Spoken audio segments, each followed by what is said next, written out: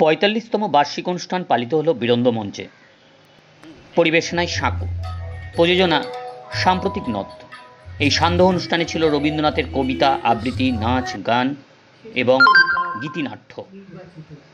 অনুষ্ঠানে উপস্থিত ছিলেন অগ্নিব বন্দ্যোপাধ্যায়, শ্রাবণী সেন, রোহিণী রায় চৌধুরী, বিশ্বজিৎ চক্রবর্তী, মধুমিতা বসু, স্বপন অধিকারী, তপন অধিকারী সহ আরও বিভিন্ন ব্যক্তিরা।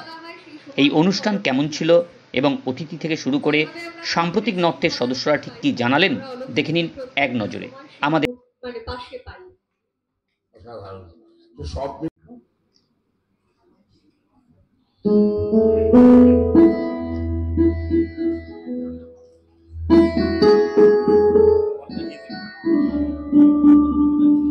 মাসিমা আমাকে আলাপ করবার আদেশ করেছে। আলাপের আদিতে হলো নাম। প্রথমে সেটা ফাঁকা করে দেওয়া যাবে। আপনি আমার নাম জানেন তো? ইংরেজি ব্যাকরণে যাকে বলে প্রপার নেম। আমি তো জানি আপনার নাম অমিত বাবু। না না, আপনার মুখে আমার নাম অমিত বাবু নয়। আপনি সাহেবিকাই তো ভালোবাসেন মিস্টার রয়। অমিত বাবুর বাবুটা বাদ দিন। সহজ নয়, সময় লাগবে। কিন্তু আপনাকে ডাকি কি বলে? না ডাকলেই চুকে যায়। বিনা সম্বোধনে চালাই যখন কাছে থাকেন, তাই তো বলি দূরে যাবেন না। ডাকতে চাই অথচ ডাকতে পারিনি, এর চেয়ে দুঃখ আর নেই। আজ সকালে বসে হঠাৎ খেয়াল গেল আমার জান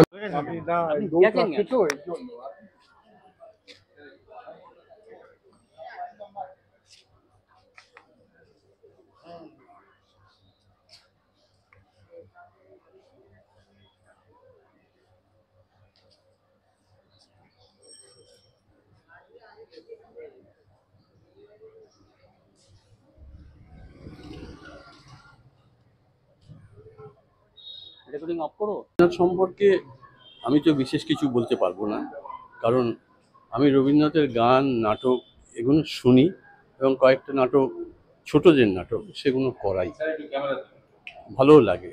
রবীন্দ্রনাথ সবার মনের মধ্যেই আছে, আমার এই মনে হয়।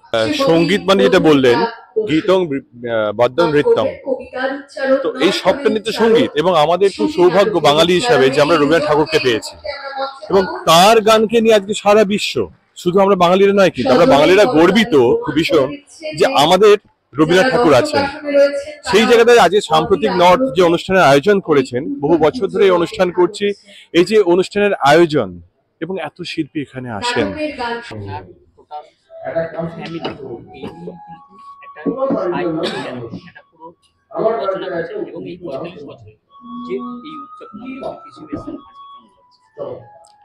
ভালো লাগছে। এত আর ভর্তি লোক দেখে আরো ভালো লাগছে। শ্রোতা, এটা একটা অন্য আনন্দ।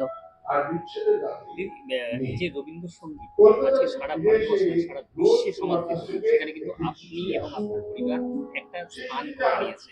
তো আজকে কোন গানটা আজকে আপনি প্রথম শুরু করলেন?